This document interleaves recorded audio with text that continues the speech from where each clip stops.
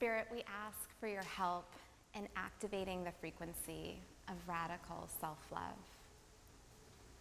May all beings know that they are source, they are sovereign, and that they are love. And may we, in our hearts, beyond a shadow of a doubt, know that we are right on time, wherever we may be, on our journey of knowing ourselves as love.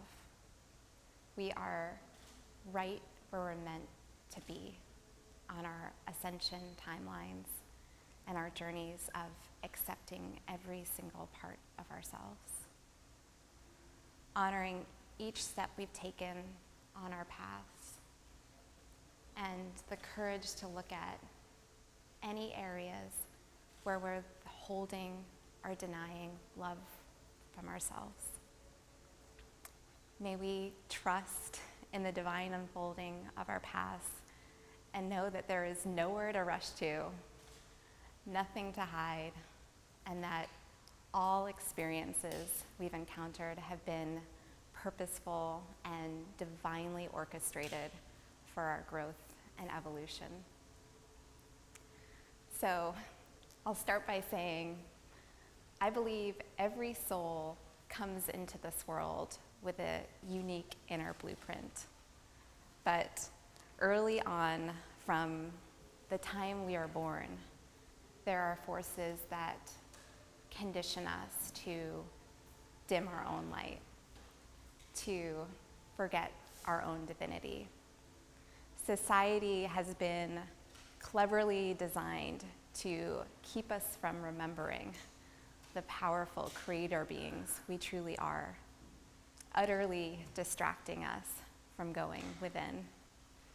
So I'd like to share a little bit of my personal journey of self-love, being a spiritual work in progress and coming home to my heart.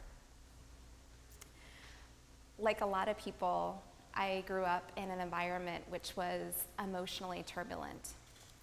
And for a very long time, I held the belief that love was always outside of me. It was something elusive and fleeting, something that I got glimpses of. I thought that in order to get love, I had to strive for it, to earn it, to constantly prove myself. And I have so much compassion for my own journey, because what do you do when you believe that love is outside of you? You go on a quest to find it somewhere in the external. You think that somehow if you look a certain way, or if you check another box, you will be worthy of love. When I try to trace it back to a single moment in time, it's nearly impossible. Instead, it was fractals of bullying and abuse and traumas that I picked up through a chosen matrix of conditioning and life experiences. And if you combine that with the fact that I was a highly empathic little girl growing up amidst a great deal of emotional turmoil, it made sense that I disconnected from my emotions because they were just too painful to process. Instead, I wore a mask as if everything was fine. And this mask became a coping mechanism, which in many ways propelled me forward, advancing me to new rungs of perceived success.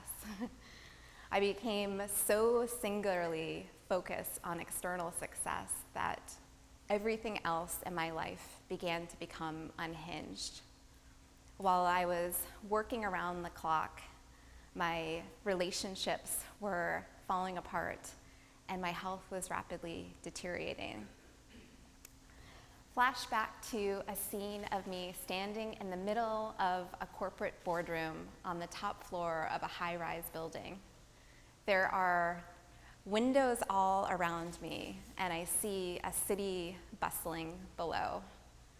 I look around the room and see the entire executive team staring up at me with blank stares from their seats. It was a make it or break it moment to win the promotion that I had been so myopically chasing. My palms begin sweating as I search for the right data points to relay my expertise. There is this truth rising in my throat chakra. It's a remembrance that there's more for me than wearing a mask and jumping through hoops to get ahead. There is a rising tidal wave of remembrance in my throat chakra, but I stuff the words down, swallowing my truth like I had so many times before. Instead, I played the part that I had been training for impeccably, wowing the room and basking in their short-lived but glorious approval.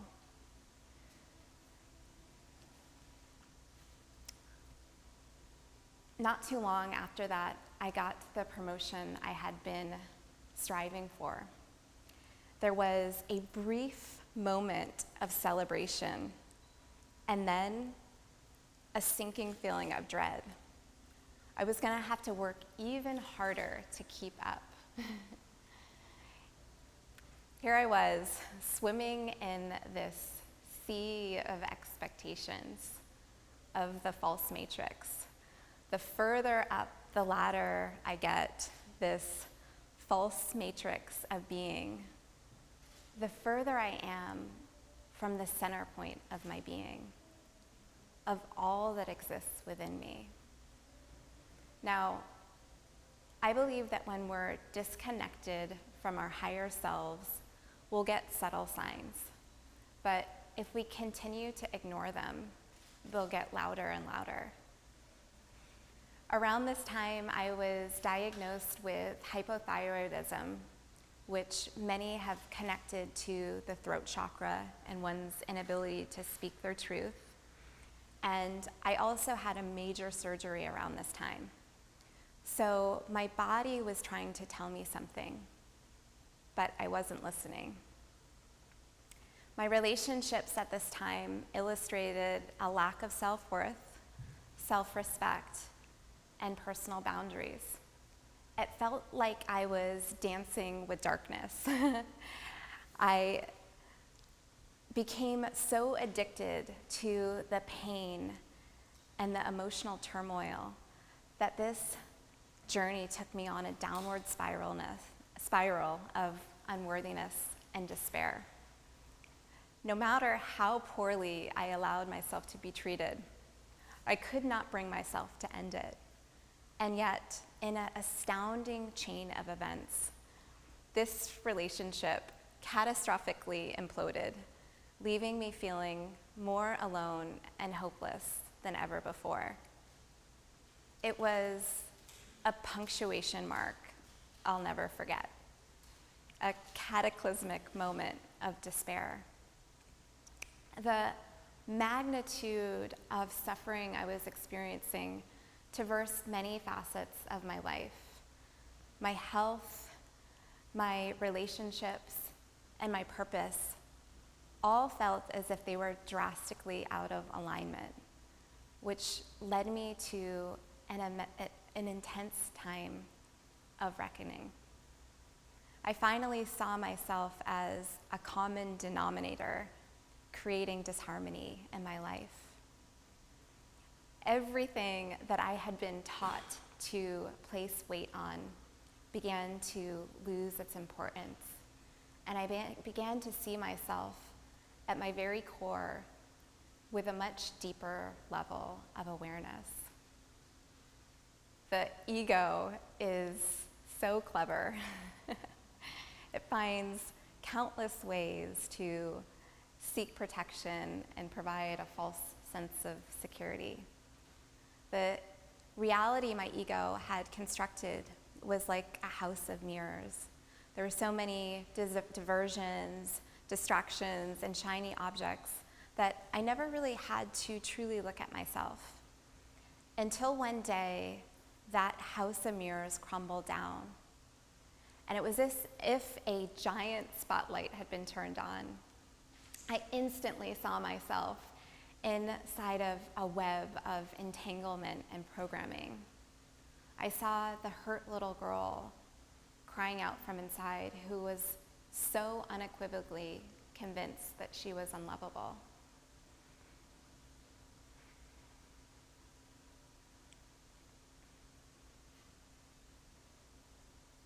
The dark night of the soul is a mystical, beautiful journey of healing the self and returning to oneness.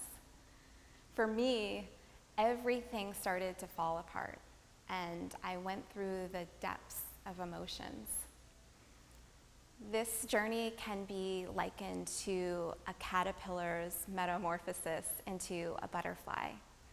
You know, the caterpillar eats and eats and eats until it's finally ready for change. And then it goes into the cocoon and literally dissolves itself into nothing, which, when you think about it, is truly an act of great courage. We don't know what's on the other side of the void. There's so much uncertainty, and we're not sure what the new will look like. We have to come to know and accept and embrace every part of ourselves, even the parts that we've hidden away or been afraid to look at, or which we consider unlovable.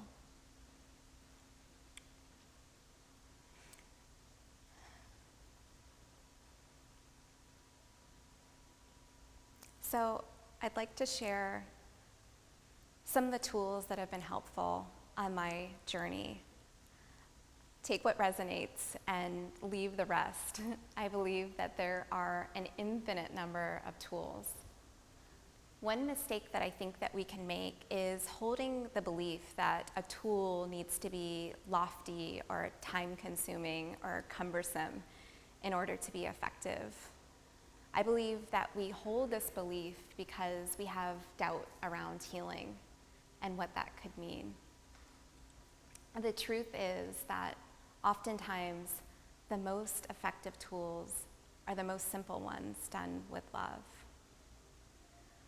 So the 5 areas that have been the most transformational for me on my journey of radical self-love are learning how to trust and have faith in myself, learning how to give myself time and space, learning how to cultivate supportive boundaries, learning how to nurture myself, and learning how to embrace every part of my story.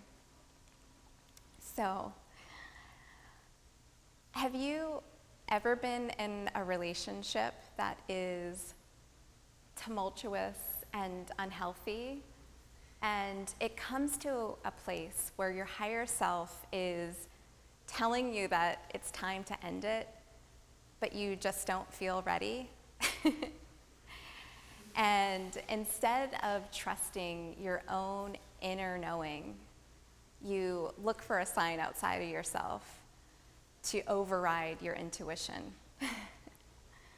So in August of 2015, as a birthday gift to myself, I booked a session with a famous astrologer and psychologist in a Hail Mary effort to determine if perhaps we were just going through a rough transit and it was actually in the stars that we were fated to be together. At the time, I was in a very unhealthy relationship. And while there was a lot of love, it was literally draining all of my life force energy. I remember walking along the water, talking to this woman on the phone, and instead of saying that things would miraculously turn around and that we were fated to be together, she said, your relationship with this person is like an old dirty blanket and it smells bad. Get rid of it. Not exactly what I wanted to hear, but also true. In the course of this conversation, she mentioned that I may want to consider getting a book on neurolinguistic programming. Prior to this time, I had no idea about NLP or how the subconscious mind operates and manifests in our lives. I would have considered myself to be a relatively positive person, but upon researching and better understanding, I could see how so many fears and limiting beliefs were hanging out in my subconscious, having a party. I began researching neuroscience and I became fascinated. So the mind was my entry point in this lifetime to spirituality. But I quickly discovered how our physical, emotional, spiritual, energetic bodies are all deeply interconnected. It was a gradual and at times frustrating process. But I realized that one of the greatest acts of self-love is to take inventory of all the ways that we're being unloving to ourselves. This may show up, in how we talk to ourselves when we look in the mirror, are the ways in which we self-sabotage. When we can begin to become aware of these patterns, we can begin to shift and release them. Around this time, my interest in astrology was also activated as a tool to help better understand my path and also energies impacting our current reality.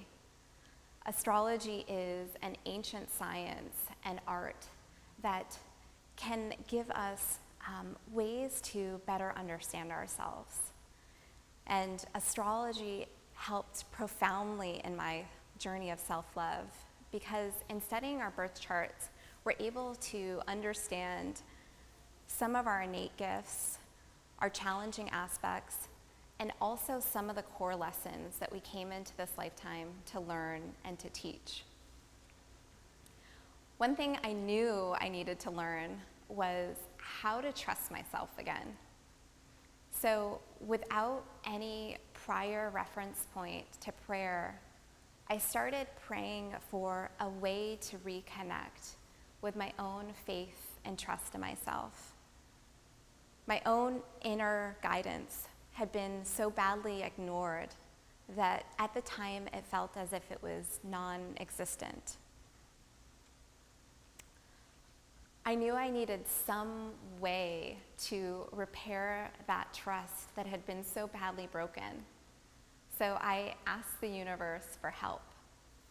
I didn't know how or who or what, but I knew I couldn't do it alone. I wanted to transform my doubt into faith and to somehow find my purpose through the pain. I started researching how to be intuitive, and I serendipitously came across books by Penny Pierce. She soon became one of my favorite authors, and I read all of her work multiple times. This journey of finding faith for me was really all about reconnecting with my heart center. We have been programmed to live in a linear, striving, doing way that has gotten us out of balance with the earth and with ourselves. We can be so easily programmed to dilute our own essence and our connection with our higher selves. But it is by overriding the thinking mind and reestablishing a deeper heart-centered connection that we're able to begin trusting our own innate wisdom again. So as I began cultivating my intuition, I began to receive guidance. And I noticed that guidance would come in the most subtle of ways. I would receive a name of a person or a word when I was out in the morning running, or I would get an image that would come through in a drawing. These were all sacred clues that I began tuning into. And I had a journal that I would write down the insight that I was receiving. Around this time, I received 2 downloads which changed my life. The first was to leave my job in corporate America and start my own business. And the second message I received was to start a podcast. Now, keep in mind, I had no idea what I was getting myself into. I had no idea what a podcast entailed, what equipment to buy, or what I'd even say. And around this time, nobody close to me had ever started their own business, so I had really no idea what to expect. The thought of leaving my safety net in corporate America was scary, but the thought of starting a podcast was terrifying because it meant I would have to come face to face with the experience of being allergic to public speaking. There was this executive at the Fortune 500 company that I was working at the time, and he gave us a leadership exercise. He gave us a comprehensive list of like 50 adjectives to choose from. And from this list, we were to distill it down and only select 3 words to embody how we wish to be of service. I'll never forget the words that I selected because they felt like a prayer to the universe. The words I chose were authenticity, vulnerability, and compassion. It was ironic because at that time I felt like I had to wear a mask every day and it didn't feel safe opening up and being vulnerable, and also had very little self-compassion. But still, these were the words that my higher self knew were intricately linked to my soul's truest desire. These were the oars that kept me moving forward into uncharted waters. I kept following the breadcrumbs and just putting one step in front of the other, but still there was so much trepidation. Could I really trust myself to go after my dreams? Literally at the exact moment that I needed the most encouragement, I received a gift from my best friend, who's now my husband. And he gave me a book by Laura Day, who's a widely known intuitive. And he had met Laura at an event, and he asked her to autograph the book for me. He didn't tell her anything about me except my name. And it was such a thoughtful gift. It truly touched my heart. But when I read the inside front cover, I was amazed. Laura wrote, "Dear Emily Ghosh, go for your dreams. You are halfway there." When I read her message, I got goosebumps. The thought that something that was so far off was closer than I thought was so uplifting. That message gave me hope to keep going when I could have easily given up. I didn't tell anybody hardly at all about my podcast, but the couple people that I did tell would ask, "Oh, so is your podcast going to be about business or marketing?" Which seemed like a logical question. But the truth was I had no desire to talk about business strategy. I wanted to explore the multidimensional journey of being here on Earth. I wanted to find tools to help myself and other beings become more free. While there was zero strategy involved and I was deathly allergic to speaking, my podcast has always been the thing that has brought me so much joy. I learned that those whispers and nudges that we receive from the universe aren't random. They're deeply relevant. And listening to a whisper from our soul is one of the greatest acts of self-love. About a year after I started, I sat down with the astrologer and interviewed her on my podcast. I was still very much removing the barriers that stood in the way of truly loving myself, but I felt as if I was starting to make progress. One of my first episodes was with Penny Pierce, and we were sitting in her living room, and I was filled with an enormous amount of gratitude that I had listened to that inner voice to follow my heart. So, podcasts fueled my ascension journey, and I would learn from listening to other people's stories. And I also started implementing some of the tools that I was learning, things like meditation and sound healing, acupuncture, and breath work. But around this time, as a new entrepreneur, it was typical for me to work to the point of utter exhaustion. I didn't have a boss, but I felt trapped by the enormous amount of pressure I would put myself under. I would typically wake up at 5 o'clock in the morning and be on my laptop until I went to sleep at 11 or 12 o'clock at night.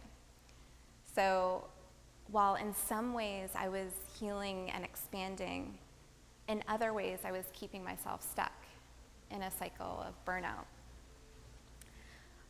A little over a year into my entrepreneurial journey, I enrolled in a course that was all about astrology archetypes, the chakra system, and energy readings. And that course changed my life. I realized it gave me a way to understand my energy more clearly. And I also realized that I had a gift for reading people's energy. I received an energy tune-in at that point that described me in detail on a fast-moving steel train going nowhere, jumping off into a soft, plush garden. That imagery and the contrast really spoke to me. I could see how my soul wanted to connect with the earth again, to find a slower pace, to nurture the garden within. So I had this palpable connection to understand my energy, which was so helpful. It was ironic because at the time, my office was in a 1,000 square foot space and breathtakingly beautiful. And while I had the option to work anywhere in the office I could choose, I found myself literally working in the closet. It was such a metaphor for how there were still parts of me I was keeping hidden because of fear. Gradually, at first, I began shifting my relationship with time and productivity. It felt weird at first. Like if I had an open 20 minutes, I should be working on a client project or checking off an item on my to-do list. But with time, I became better and better at just carving out time and space just to be and for healing. Time to connect with my energy and go within. It was amazing. I began to see my entire reality shifting just by allowing myself the time and space to go within.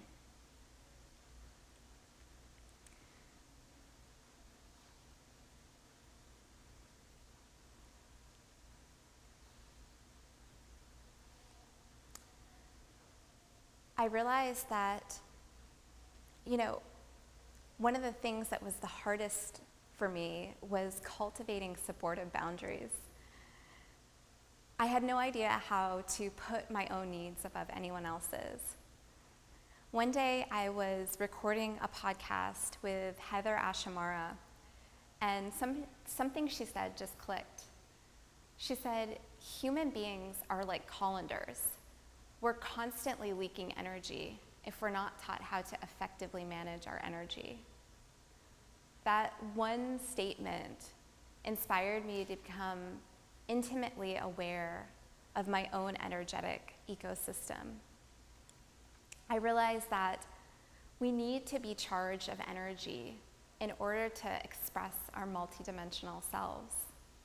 If we're constantly burned out or drained, this is a signal that life cycles and patterns need to be healed. And I also began to realize how important it is for us to feel and honor all of our emotions. As multidimensional beings, our emotions are signals that give us access to higher knowledge. They are sacred signals that need to be honored. And as highly empathic beings, we can learn to disconnect or numb from our emotions.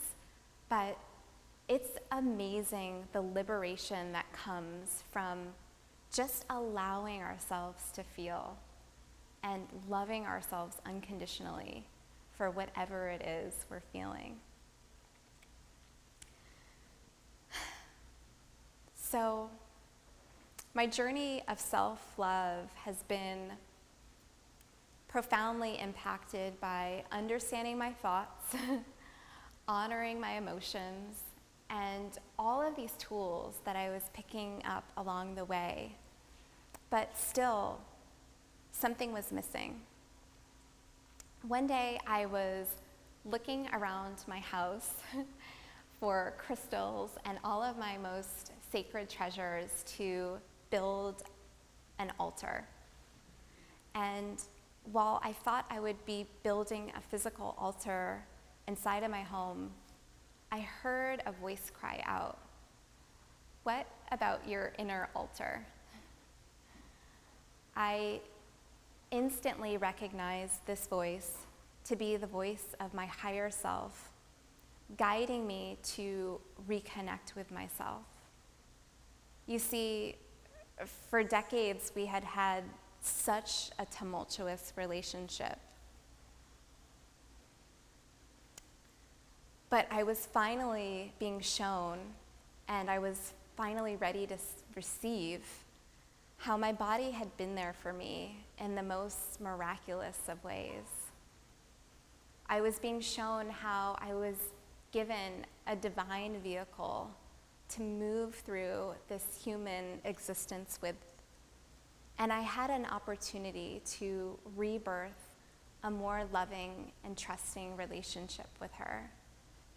A relationship filled with trust and love and honor.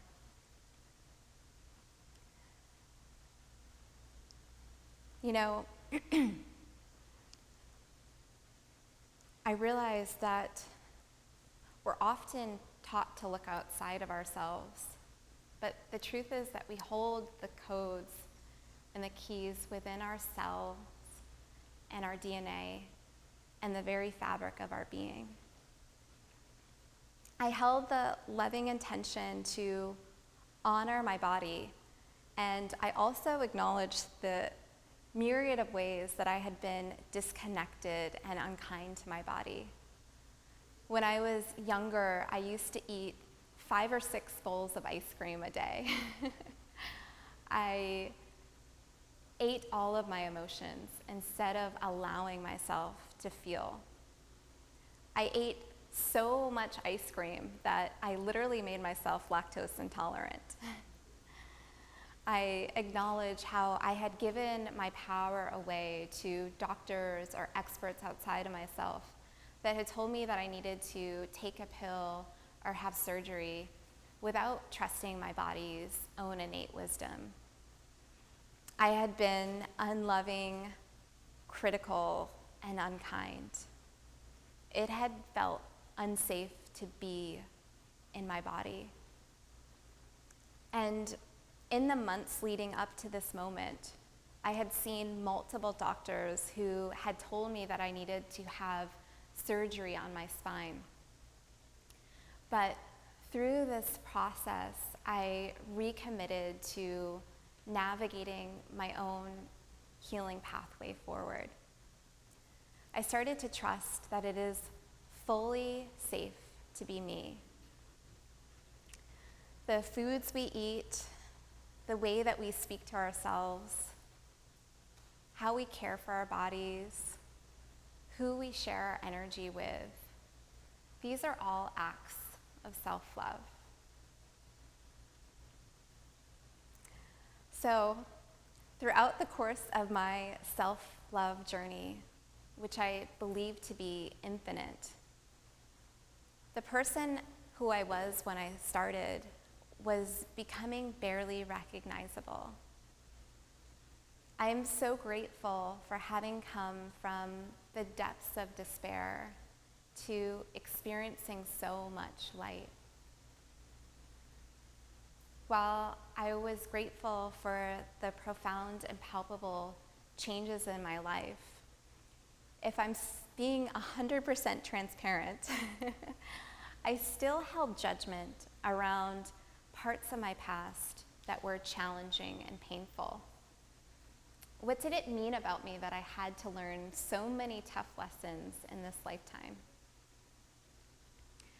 Not too long ago, a divine synchronicity occurred in my life. I had the opportunity to be a part of 2 courses that were taking place simultaneously.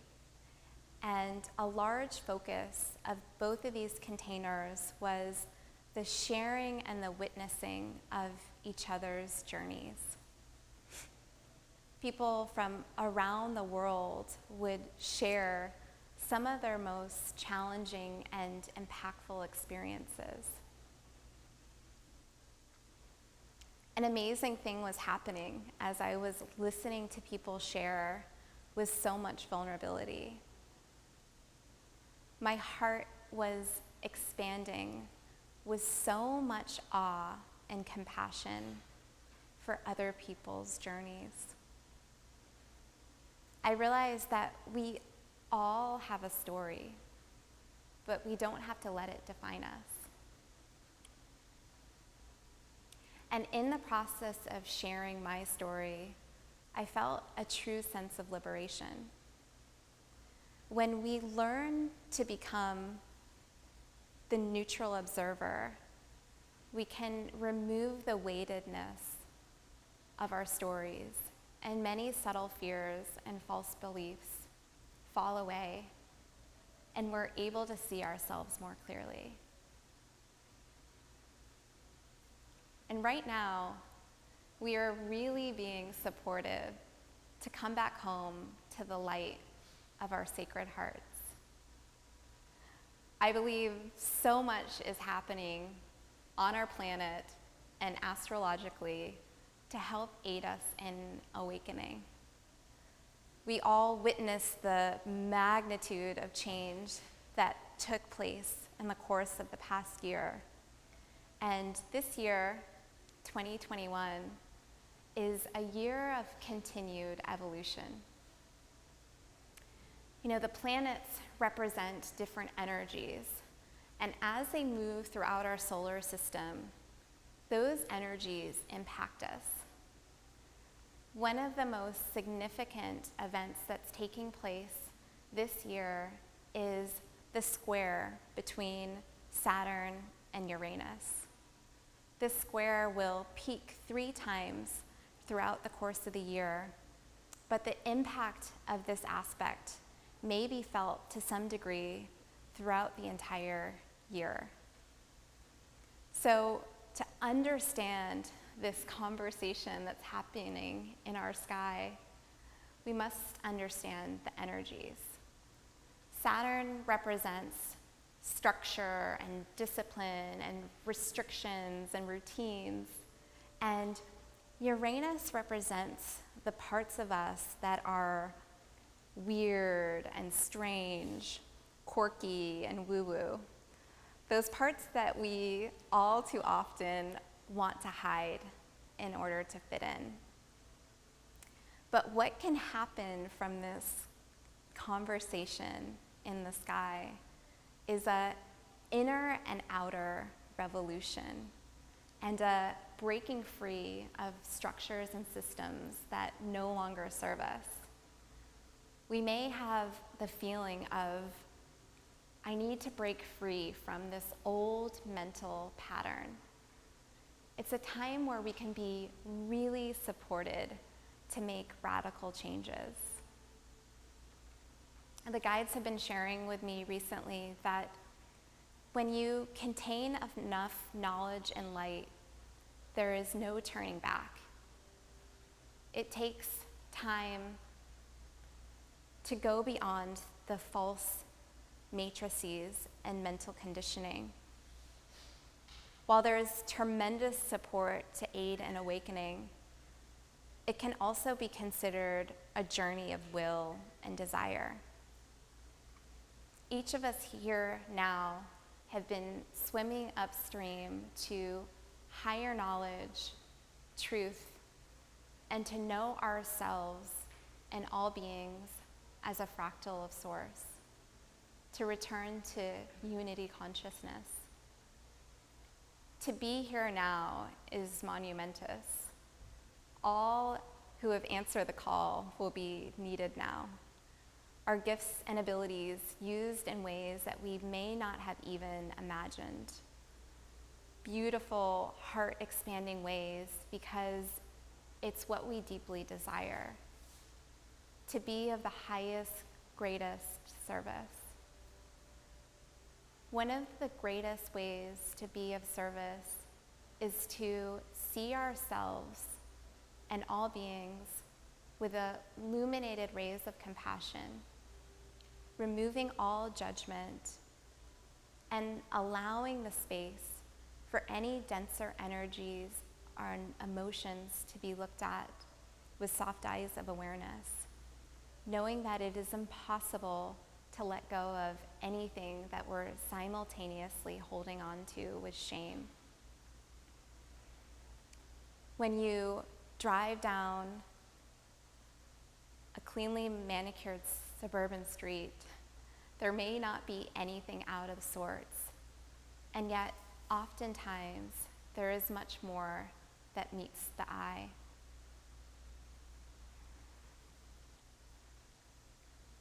We're entering a time where we can see beyond the walls of protection to the very core and root of human existence.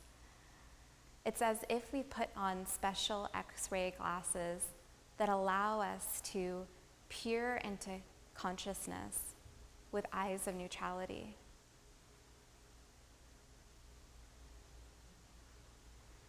Seeing into the heart and holding a great degree of tenderness, as each's journey of healing and reintegration will be different. The heart is one of the most miraculous pieces of technology because it has an amazing capacity to regenerate and transmute painful experiences. You know, on a macro scale, if you look at the world right now and all of the violence, the pain, the suicide, you can palpably feel the suffering of humanity. And yet, this is also a time that is pregnant with possibility. The consciousness of each of us is so intricately woven into the collective consciousness because we are one. And our ability to truly love ourselves shifts the timelines, not only for ourselves, but for all of humanity. Just as Albert Einstein described, We must go into a higher level of consciousness in order to solve the problems of our time. One of the most exciting parts about being on Earth right now is that so many beings are awakening to their multidimensional selves and to new pathways of consciousness. We are meant to heal and to embody our divinity.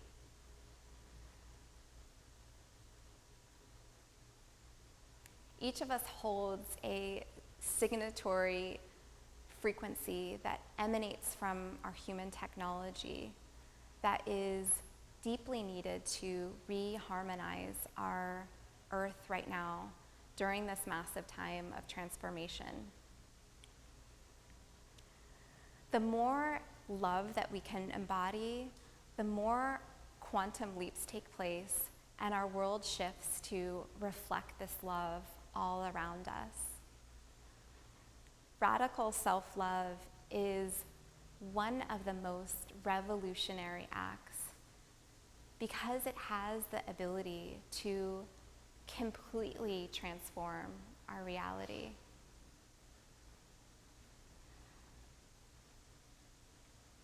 Though great change is possible, it's also worth noting that self-love is a journey. When we get stuck or triggered, we can ask, what is the most loving thing that I can do in this now moment? And it's also helpful to remember that when we witness those aspects of ourselves that have been criticized or repressed or judged, this is a time where we need an even greater infusion of compassion.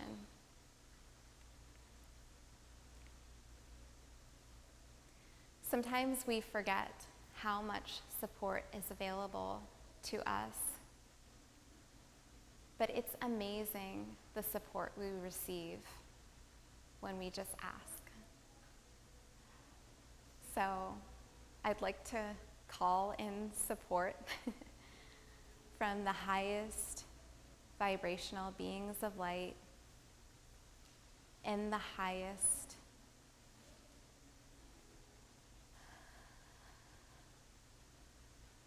divine law and order.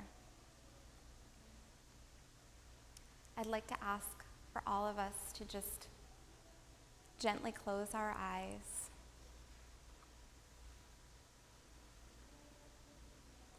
and connect with the intention of activating the frequency of radical self-love.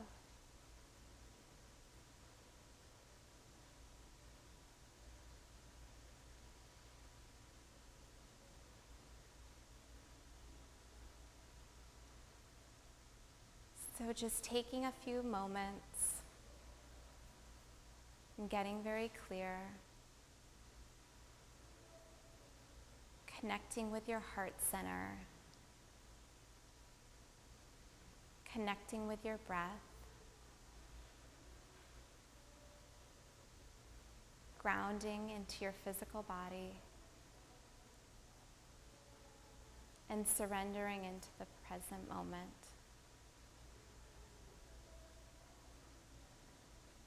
So we're just going to start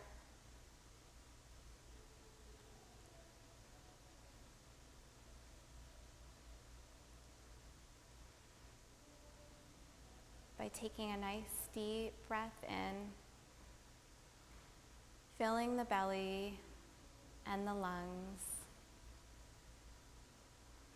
holding at the top of that breath. And now releasing all of that air out.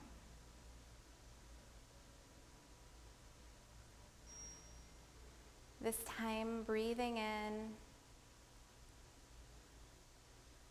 and filling your whole auric field enveloped in a harmonizing golden light. Breathing in and feeling your chest and lungs expand this beautiful golden light. As we're breathing, we're just going to pour this beautiful golden light frequency down from the top of your crown throughout your entire body and all around you, creating this divine frequency of peace and gratitude throughout your entire being,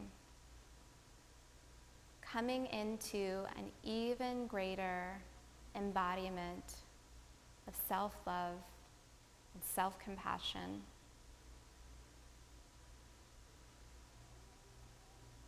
And as this frequency continues to move, just allowing yourself to receive, honoring yourself for showing up. And as this frequency continues to move down the center of your body, down each and every chakra, through each and every cell, each and every artery, coming down now, these roots that extend from at the bottom of your feet into our beautiful earth, Gaia Sophia.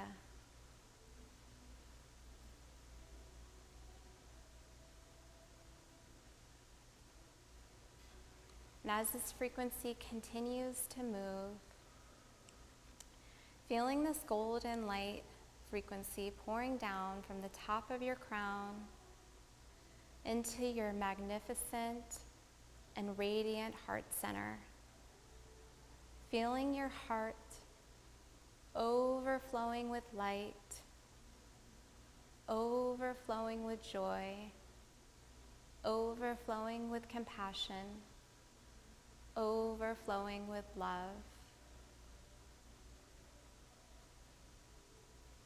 And as this light moves around your heart, just allowing yourself to release anything that no longer serves you,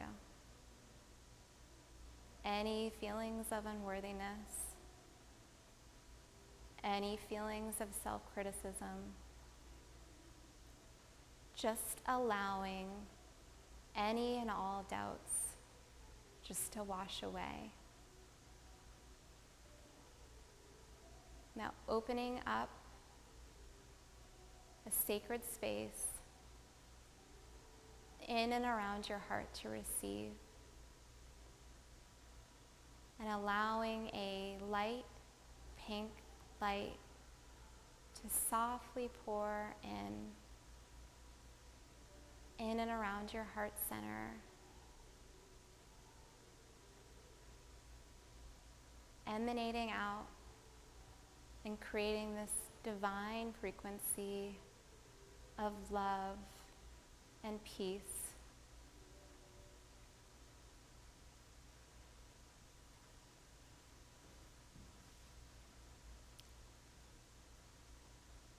We ask that everyone here, gathered here and around the world, are able to connect to this beautiful heart coherence.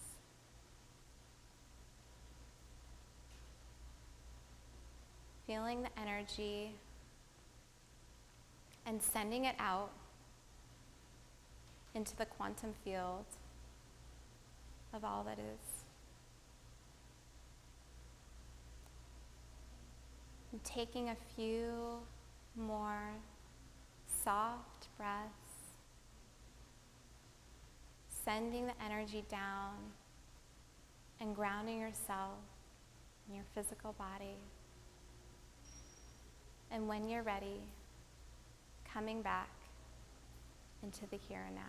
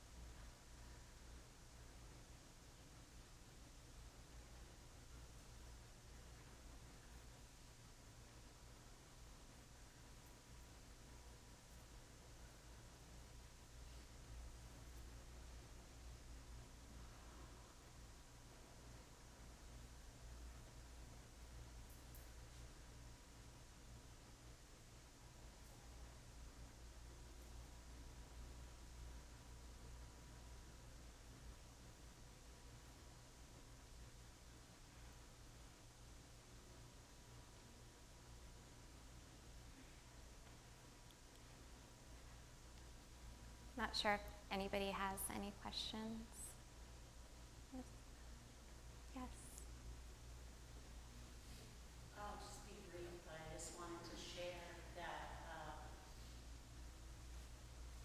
you activated something within me that allowed me to see things I've never seen in you.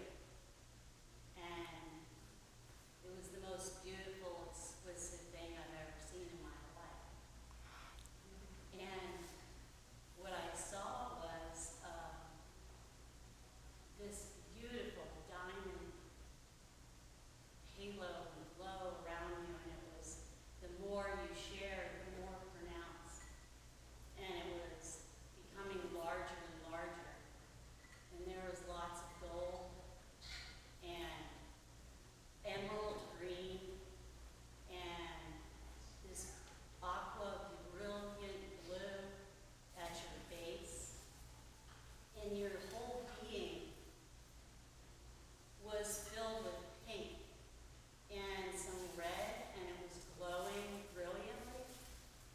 And I couldn't see your face that well anymore because you were becoming so much light and glowing. And it was so beautiful. And you're an amazing being, and I'm so grateful for you being here and sharing. Thank you. I love you.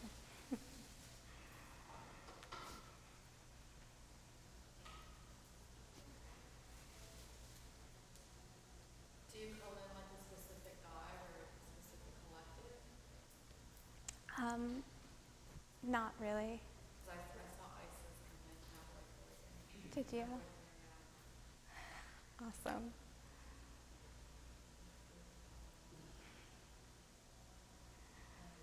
You're like glowing. I mean, you are just amazing, radiant being. It's like, wow. Oh, thank you.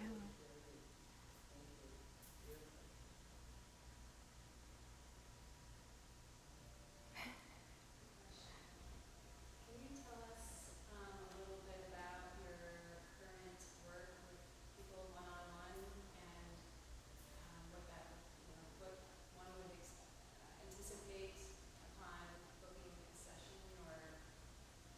Sure. Yeah. When I work, I connect our higher selves, basically, with the client that I'm working with at that time, and so there's a lot of support, and it's really taking a combination of the client's unique energetic signature and their creative gifts, and also looking at their natal chart as a guiding tool. And so it's really looking at all of those things to create a marketing and business roadmap to bring forward their innate gifts and abilities. Yeah.